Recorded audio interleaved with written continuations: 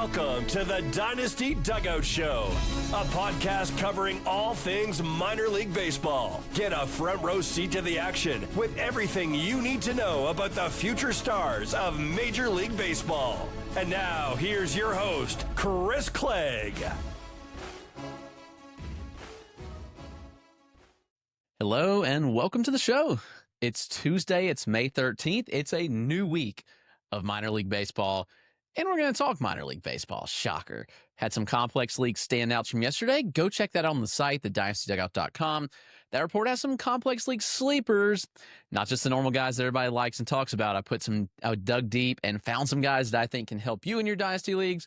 Some pitchers that might be legit. That's pretty rare for the complex, but there were some names that I wrote up that I really like. And obviously the bats. Tyson Lewis hit a ball 119 miles an hour, supposedly yesterday. It might have been a misread, but pretty insane nonetheless.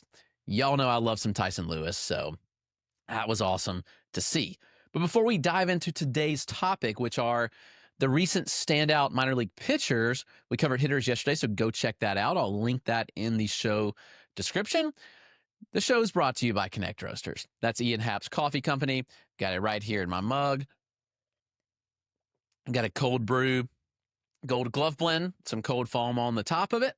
Really good coffee. You can get it buy one, get one 50% off at connectroasters.com. Use the code DynastyDugout. And we're proud to partner with Chinook Seedery, the best sunflower seeds in the game. Chinook has a wide variety of flavors, bold flavors at that. I love the cinnamon toast. Fantastic flavor. You can get 10% off your order at chinookseedery.com using the code DynastyDugout. Go check them out. Support small batch seeds. They're fantastic. Great guys. I encourage you to support them and Connect Roasters. So let's dive into today's show. Like I said, yesterday, we covered the top hitting performers in the minors and are they legit or not? Today, we're going to cover the top pitching performances as of recent and are they legit? Right off the top, we have to talk about J.R. Ritchie. J.R. Ritchie had a masterful performance. He threw a Maddox, which if you don't know what a Maddox is a complete game shutout. Well, not even a shutout, a complete game with less than 100 pitches. And J.R. Ritchie did it in shutout fashion, allowing just one hit and one walk while striking out 9 batters. He's now been promoted to AA. Shocker. If J.R. Ritchie had not gotten hurt and missed substantial time, he would already be in the majors. He is 21 years old, but you know how the Braves work. Ritchie is going to reach the majors this year. No doubt in my mind. And is it warranted? Probably.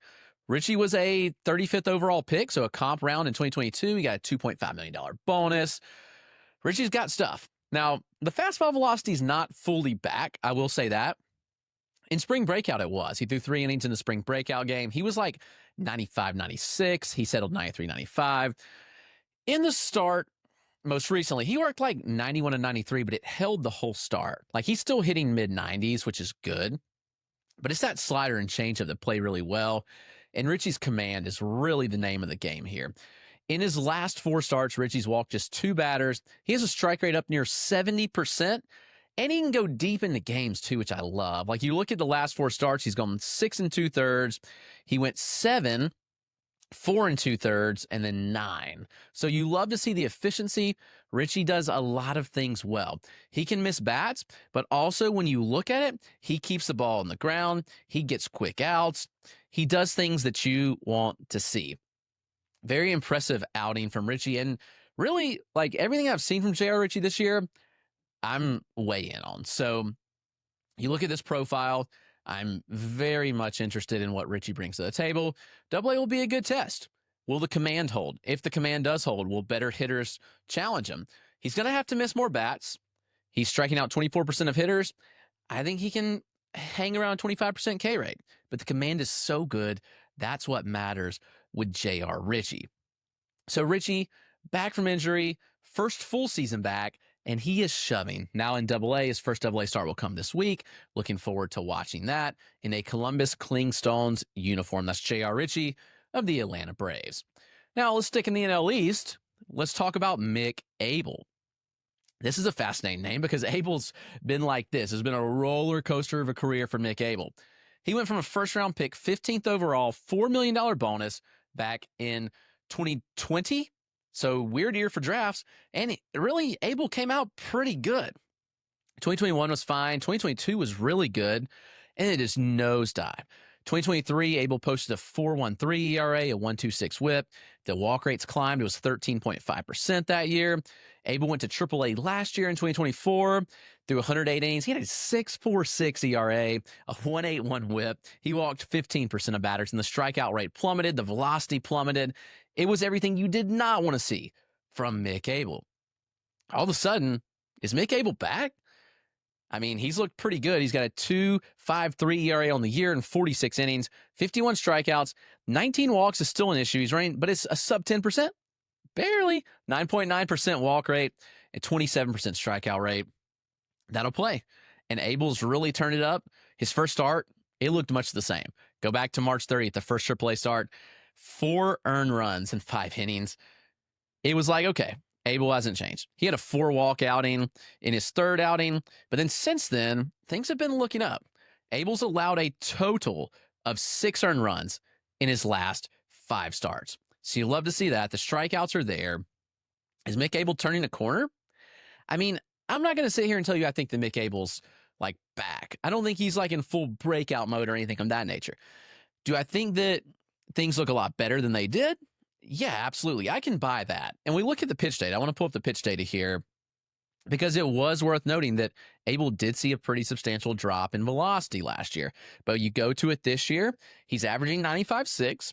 That's back where we want to see it. He's topped at 99. Okay, those are great things. We love to see that. The four-seam fastballs, it's whatever. It's not a great offering, in my opinion at least. It's missing bats because it's got velocity. I think the slider's solid. It's like a strong gyro shape in the mid-80s. Curveball has really good depth and sweep. It's a 2-plane break. The changeup has about 10 inches of fade on it with good carry, sitting like 87, 88. So I do think that Abel is back to an extent, but I don't think Abel's like back. Like, I don't think Abel's a top 100 prospect all of a sudden. Command's still shaky. Look at the last couple starts. 4 walks in 5 innings 2 times ago. Other starts have been 2 walks, which is encouraging. I'll take 2 walks in 6 innings all day from Mick Abel. But it's just inconsistency. We need to see more consistency out of Mick Abel. What about another arm? This arm is pretty electric too. That's Luis Morales. He's always been electric, but again, he's kind of had the Abel problem where he struggled with command at times. But as he turned a corner, Luis Morales of the Athletics, all of a sudden, looking the part. Fastball, mid to upper 90s. It's encouraging. He's holding it in the starts. He had never really gone deep into games, and all of a sudden, Morales has gone 7 innings twice this year. And his most recent start was the best of his career, bar none, like easily in my mind. Luis Morales' last start, 11 strikeouts, 1 walk across 7 innings. He had just 2 hits allowed. One of those was a home run. He allowed 1 earned, but just 1 walk. Stellar outing. And we've seen some good ones from Morales this year. He went 6 scoreless with no walks and 8 strikeouts back in mid-April. But to see that 11 strikeouts over 7, that'll play. His other 7-inning start was 1 hit, 7K, 3 walks. Man, Morales is fun. It's a big fastball. It's plus or better fastball. It's a good curve. I think the changes showed improvements this year, and the command as well. The walk rate is down. It's right in Mick Abel range, 9.8%. Morales is in Double-A, and I think it's important to remember, like, this kid is young as a pitcher. He may be 22 years old, but he signed out of Cuba in January 2023. He was an older international signing.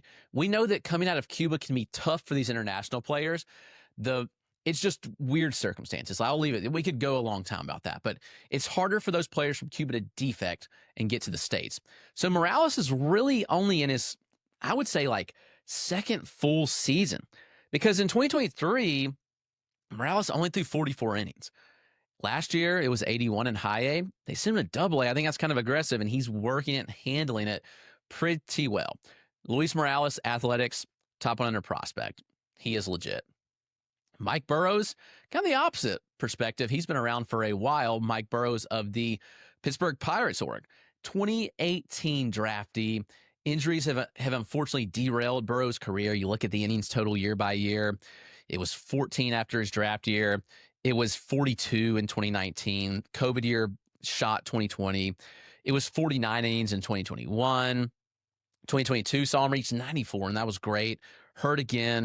2023, it was just 6 innings coming back from injury. 2024, building up to 51 innings. And then last year, or this year, I guess, 2024 was last year. This year, he's up to 27 innings so far in AAA. And remember, Burrows made his MLB debut last year, so that is worth noting and talking about. But so far this year, Burrows has been pretty good, and he's coming off, again, like Morales, I think the best start of his career. Struck out 11 batters in just 4.2 innings. It wasn't 7 innings like Morales, 4.2 innings of work, 11 strikeouts, 2 walks, 4 hits. Burrows is playing. He's pitching well. It's a 33% strikeout in AAA, 9% walk rate, 190 batting average against. The stuff's good. I think it'll play. Fastball doesn't blow you away, but there's good secondaries with Burrows with a curveball and changeup. And the command's pretty solid, too, overall. I saw Burrows this spring. I like Mike Burrows. He gets buried in Pittsburgh, given all the talent they have. But I think Mike Burrows could be someone that eventually he comes up and he might just stick in the rotation. Mike Burrows, Pittsburgh Pirates. The opposite kind of profile. Brody Hopkins. Hopkins is electric. Let me just tell you, I've seen Hopkins a couple of times. This was a two-way player out of Winthrop here in South Carolina, a small college. The Mariners drafted him, and he took a massive leap. He was traded to the Rays in the Randy Arozarena deal. This kid's funky. He's a sub-5-foot release height, so it's a really low release. He creates immense IVB from that release height. So to throw from a sub-5-foot release height and be able to create 14 to 15 inches of vert is relatively unheard of. The fact that he gets the velocity that he does, he's upper 90s, mid to upper 90s consistently. It is electric. Big frame, great athlete. He's 6'4", 200, but he moves exceptionally well. Hopkins is phenomenal. His slider, it's like a frisbee, man. That thing falls off the map. He can run a changeup too from that slot, which gets a lot of arm side. He'll throw a cutter at times. It's good. Now, we know Hopkins can miss bats. He's electric. But can Hopkins throw enough strikes? And early on, man, it was looking bad. Not going to lie to you. His first start, 5 walks and 4 1/3. Next time out, it was 3 walks in 5 innings. The command and control was looking pretty bad for Brody Hopkins. But it's picked back up. Now, his last start, he did strike out 8 batters in 4 2/3. He walked 3. Okay, that's not great. But the previous start, 2 walks, and the one before that, 6 innings, no walks. That's what we want to see out of Brody Hopkins. He's 23 in Double-A, but remember, this is a young pitcher. Two-way guy, hasn't focused on pitching for all that long. So when we look at Brody Hopkins, I'd expect continual progress out of him. We look at the strike rate this year. So far, it's 348 strikes and 563 pitches. It's 62% strike rate. That's league average. I know Hopkins gets dinged, but it's a league average strike rate. With that stuff, it's going to play. Now, 12.4% walk rate, I'd expect it to come down. If Hopkins can live around 10%, then he's going to be an electric starting pitcher for a long, long time. This next guy, Braxton Bragg of the Baltimore Orioles. Another pitcher that's been largely ignored because Bragg has been, quote, old for the level. Let's look at the circumstances, though. 8th rounder in 2023 out of Dallas Baptist. Bragg pitched 6 innings during his draft year. Okay, so last year he comes back and he goes to single-A. Bragg spent most of the year in single-A last year, and the results were really good. He had a 3.36 ERA in 96 innings, 30% strikeout rate to 5% walk rate. People said, who cares, right? It's a 23-year-old in single-A. Nobody cares. So he goes to high A this year, 17 innings, or 16 innings there. He bumped to double. He's up to 17 innings in Double-A. 33.2 innings this year. Bragg has a 0.8 ERA. Sub-1 ERA, sub-1 whip, 35% strikeout rate, 7.5% walk rate. Braxton Bragg is doing the thing. You look at Bragg, it's pretty special stuff. He's ticked up substantially. He had 101 a couple of times this year. That's absurd. He averaged 91 miles an hour in 2023. He set 93, 94 last year. He's touched 101. Now, it doesn't hold the whole start. Like he's been upper 90s. It sits more mid 90s throughout starts. But he's got two different fastballs. It's a four seam that plays more dead zone. The sinker's the better pitch, in my opinion. A lot of arm side run. It's a low 5-foot release height, much like Brody Hopkins, kind of funky release, like low release, creating really good angles for the two seam, in my opinion. Sinker, it's negative IVB, which is good. That's good sinking action and heavy arm side run. He's throwing a splitter that's nasty. The splitter has up to 20 inches of fade. Like, that's absurd. Like, negative 4 inches of IVB. So like, if you're listening and you don't know what this means, IVB is like the vertical break. So fastball, you want high IVB. So you're looking at a fastball, you want the number to be higher. Breaking balls, you go down. That means you're getting more depth on the pitch. The splitter with negative 4 inches of IVB, that's absurd.